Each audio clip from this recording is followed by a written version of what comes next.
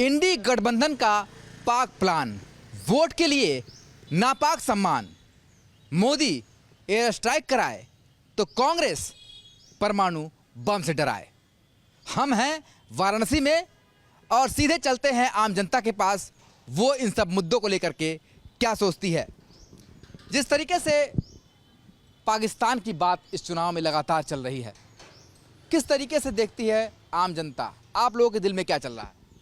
देखिए, अगर हम यहाँ माननीय प्रधानमंत्री मोदी जी की बात करें तो अगर आप 2014 और 2014 के बाद को जब आप कंपेयर करेंगे तो उसके पहले क्या होता था कि भारत की स्थिति होती थी कि हम एक पिछलग्गू देश हुए हैं। लेकिन आज 2014 के बाद से आप देखेंगे तो हम विश्व के अंतर्राष्ट्रीय जो भी घटनाएं हैं उसमें भारत का रुख देखा जाता है। इसके बाद ही जो अपने को सुपर पावर कहते हैं वो बोलते हैं। इवन चाहे वो इजराइल का युद्ध रहा हो या यूक्रेन युद्ध रहा हो, सब में भारत की अहम भूमिका रही है।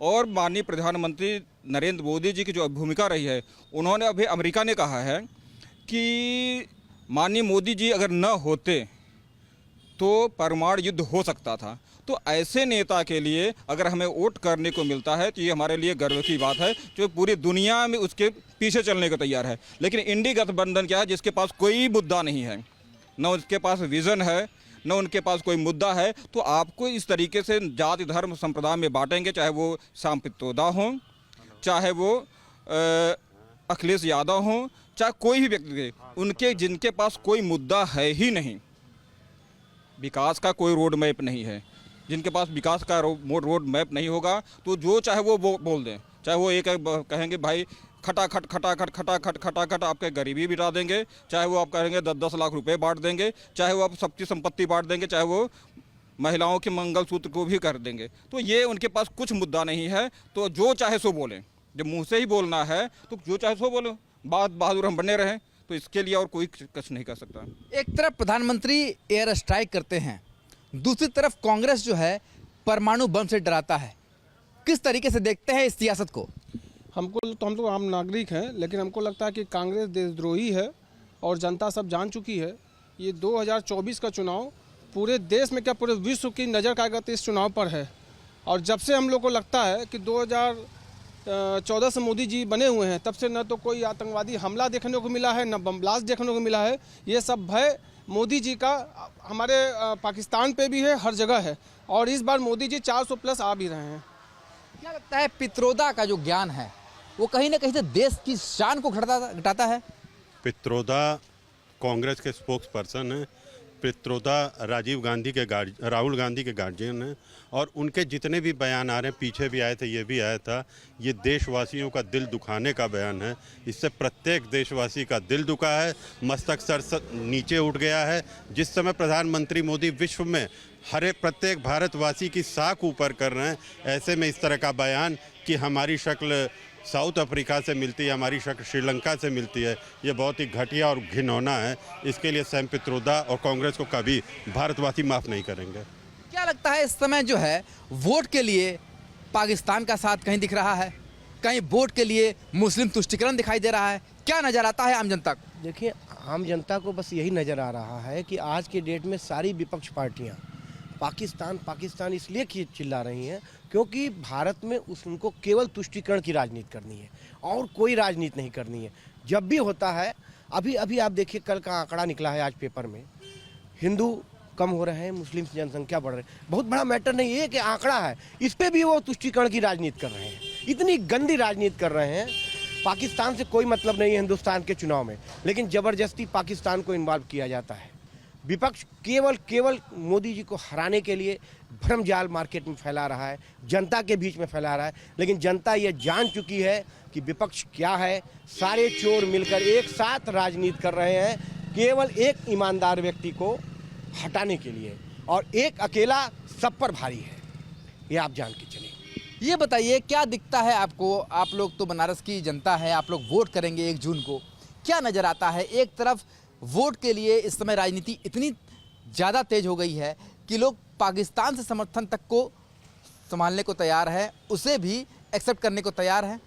देखिए, मैं आपको ये बता दूं कि पाकिस्तान का राहुल गांधी जी की तारीफ़ करना एकदम जायज़ है, क्योंकि वो अपने परिवार के लोगों की तारीफ़ कर रहे हैं। हमको ये नहीं भूलना चाहिए कि नेहरू जी ने इस देश का विभाजन करके पाकिस्तान बनाया, तो ये स्वाभाविक है कि पाकिस्तान उनकी तारीफ़ करेगा ही। भाई उन्होंने उनको एक देश दिया है, उसके लिए वो करते रहते हैं, आतंकवाद को पोषित करते हैं, परेशान करते हैं, एक राज्य में अव्यवस्था फैलाते हैं। तो पाकिस्तान और राहुल गांधी जी का तो पारिवारिक संबंध है, इसको इतिहास की घटनाओं से आप जोड़ सकते हैं। क्या लगता है भाई साहब आपको, आप तो वोटर हैं, क्या दिखाई देता है आम वोटर जो है इन सब सियासत के बीच में क्या सोचता है, उसके मन के अंदर क्या चलता है? सर हम तो आम जनता है, हमको बस यही है कि जो सही लगे हम वही करेंगे, ना कि किसी के कहने से हम कुछ बदल सकते हैं। अब मोदी जी बहुत कुछ कर रहे हैं, किए भी हैं, हमारे यहाँ किए हैं, इसलिए हम मोदी जी को चुन रहे हैं। क्या लगता है आपको कि क्या हुआ है इन 10 सालों में, और जिस तरीके से इस समय सियासत गर्म है क्योंकि चुनाव का मौसम है, सारे पार्टियों को वोट चाहिए, पाकिस्तान की भी बात हो रही है, मुसलमान तुष्टीकरण की भी बात हो रही है, आपको क्या दिखता है? देखिए, मैं तो ये कहूँगा कि पिछले 10 साल से जो है देश की स्थिति सुधरी है, और जो सुधारने में जो मुख्य जो भूमिका रही है ना, वो नरेंद्र मोदी जी की रही है। और नरेंद्र मोदी जी अगर फिर वापस दोबारा प्रधानमंत्री बन के आते हैं तो देश को कहीं और ऊंचाई पे लेके जाएंगे, और हम उसके साथ में हम हमेशा सही रहेंगे। कहीं ना कहीं से ये विपक्ष जो है, इंडी गठबंधन से लगातार ये बात आती रही है, सत्ताधारी दल पे ये आरोप लगता रहा है कि आप लोग जो है वो सिर्फ जात धर्म की राजनीति करते हैं। एक ये आरोप सत्ता दल पे लगता रहा है। आम जनता जो है, आम पब्लिक जो है, वो किस तरीके से देखती है, उनके दिल में क्या चलता है इन सारी बातों को सुनने के बाद? आम जनता को जितने भी मोदी जी की योजना थी, चाहे आवास विकास हो, चाहे उज्ज्वल योजना हो, वो सभी प्रकार के जाति के लोग, सभी लोगों ने लिया है, और सब लोगों को क्या कहते हैं पसंद है मोदी जी। और मोदी जी ने जितना विकास आज तक हमारे देश में, हमारे बनारस में, हम लोग बनारस के नागरिक हैं, आज तक किसी नेता ने नहीं किया है। और रही गठबंधन जो इन लोगों ने करके यहाँ पे जो वोटिंग करने जा रहे हैं 1 तारीख को, इन लोगों का जमानत जब्त होने वाला है। चलिए, ये तो आने वाला वक्त बताएगा। कुछ लोग और भी खड़े हैं। भाई साहब कुछ बताएंगे, क्या दिखाई देता है आपको? वाकई में कुछ काम दिखाई देता है या फिर नहीं दिखाई देता है, आप बताइए। बिल्कुल बहुत काम हुआ है, और आगे भी ऐसे ही काम चलता रहेगा। हमारे प्रधानमंत्री हैं और उनकी बहुत, यहाँ हर एक जनता उनकी इज्जत करती है और सम्मान करती है, और उन्हें सपोर्ट भी करती है। ये बताइए, जो जिस तरीके से इस चुनाव में वोट के लिए पाकिस्तान तक की बात करना, या कहाँ तक जायज़ आप मानते हैं? अब अभी तो चुनाव है, अभी तो हम लोग मतदान की बात के ज़्यादा बेहतर है। जो राजनेता इस तरह की बात कर रहे हैं वोट के लिए, किस तरीके से देखते हैं उनको? अब इसका आंसर हम नहीं दे पाएंगे। अभी ये है कि अभी चुनाव का टाइम है, और अभी हम लोग उसमें ही लगे रहें तो बेहतर है। चलिए, लगातार आम जनता यही कह रही है। भाई साहब, आपको क्या दिखाई देता है इन 10 सालों में क्या कुछ हुआ? जिस तरीके से इंडी गठबंधन का आरोप है कि सिर्फ मार्केटिंग की गई, ज़मीन पर कुछ नहीं हुआ, क्या दिखता है आम जनता को? नहीं, काम तो हो रहा है, काम हो रहा है, और ये है कि लोगों को समझना चाहिए और समझ बूझ कर वोट देना चाहिए। मुस्लिम और हिंदुओं को बांटने का जो ये काम कर रहे हैं वो सफल नहीं होगा। मुस्लिम भाई भी हमारे साथ है। इस बार हम देख रहे हैं काशी में मुस्लिमों में बड़ा उत्साह है। 3 तलाक के मुद्दे पे, उज्ज्वला योजना के मुद्दे पे सभी सुविधाएं उनको मिली हैं। कोरोना में जो मुस्लिमों के साथ जो सरकार ने कोई भेदभाव नहीं किया, मुस्लिम बहुत प्रसन्न हैं।